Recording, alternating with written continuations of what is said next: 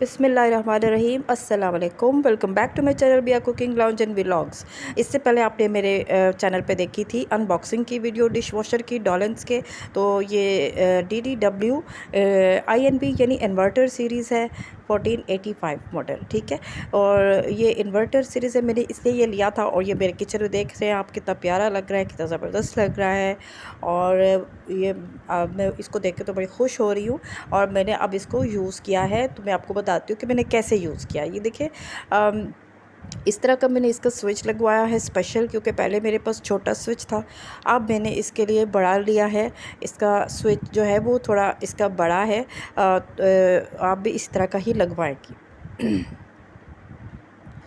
अब ये मशीन को मैंने ऊपर से अच्छी तरह से क्लिंग फिल्म से कवर कर दिया है। वो इस वजह से कि ये ताकि इसकी सरफेस ख़राब ना हो, मिस यूज़ ना हो। आप भी इसी तरह से इसको कवर कर लें। और इसके अंदर एक स्पून रैक था जो डिश वॉशर के अंदर था, तो मैंने इसको नहीं यूज़ किया क्योंकि मेरे बर्तन काफ़ी थे।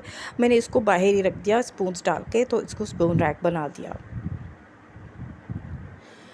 और अब मैं आपको बताती हूँ कि इस तरह से कवर करने का फ़ायदा ये है कि आपकी मशीन की सरफेस कभी भी ख़राब नहीं होगी, स्मूथ रहेगी। अब मैं आपको बता रही हूँ कि इसके अंदर क्या क्या है। मैं इसके अंदर देख रही थी कि यहाँ पे दो नालियाँ बनी हुई थी, दो ड्रेन्स, ठीक है। एक तो ये बनी हुई है, इसके अंदर सॉल्ट डालते हैं। ये खारा पानी जिन घरों में आता है ये उनके लिए होती है। ये अगर वो डाल देंगे तो उनके बर्तन बहुत अच्छे धुल जाएंगे, खारा पानी वाले।